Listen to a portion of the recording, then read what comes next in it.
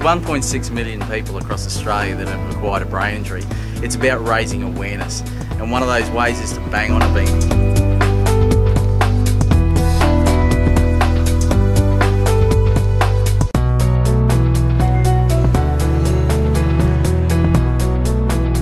The great thing from my perspective about Bangonabeanie is my job is to sort of provide policy advice to government about brain injury, but what we really need is really basic awareness raising about the disability, and that's what's so great about something as great as putting a beanie on your head for Awareness Week. Jonathan is an ABI sufferer and a Bangonabeanie ambassador. He's 26 years old. He's completed his HSC, a TAFE course, works 5 days a week in 4 part-time jobs, and is learning to drive. All this despite acquiring a brain injury so severe he was given little chance of survival. Told he may never walk, talk or eat again, Jonathan can not only walk well, but can run, snow ski, swim laps, play tennis and piano. It's wonderful to be able to raise some really much needed community awareness, and with all of the brain injury associations behind it, I think that we can all come together and amalgamate and raise some real community awareness. Acquired brain injury is considered the invisible disability. That's how we coin it. You can walk past somebody in the street and you wouldn't know. You might look at someone's behaviour and go, well, you might say various things, but we need to stop as human beings and reflect a little bit, just for a minute, about how our lives might change if we were to acquire a brain injury. A mate of mine's got a brain injury. Funny thing is you can't even tell, but it's just affected him in so many ways. It's just been really devastating. So that's why I'm here today, and I'm banging on the beanie.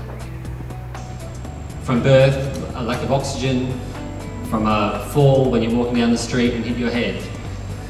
It's damage to the brain that can be caused by any number of events, and those events can be purely random. It can be by stroke, brain infection, alcohol and drugs.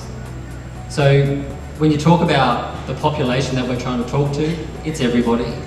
It's not just 10% of the population, it's everybody.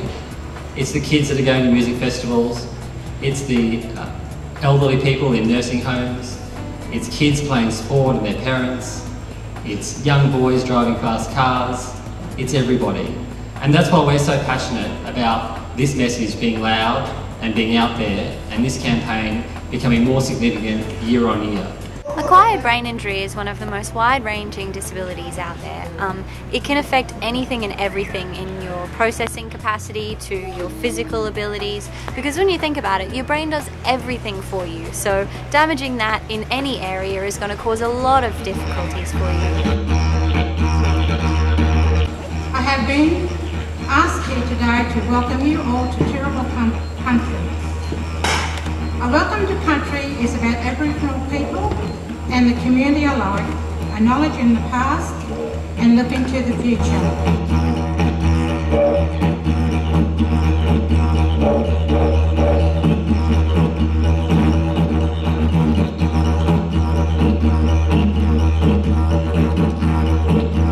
We've got to always fight, for those who are, less capable of fighting for themselves. And this is what it means. We all stand together and we can be one voice. The more we can do to prevent acquired brain injury occurring in the first place is the best outcome nationally and for the community. I'm hoping that today is history in the making, meaning that in 10 years' time we'll look back on today and go that this campaign will be so big and so significant and so visible in the eyes of Australians that everybody will know what acquired brain injury is, and everybody will understand a little bit about potential impacts on acquired brain injury. So in short, Bangonabeanie is about getting our message to the community that acquired brain injury is here and it's here to stay. We believe in prevention, but we also believe that more can be done to bring the services together to ensure that people with acquired brain injury and their carers and their families and their work colleagues and the community at large understand and can better work together to provide great outcomes.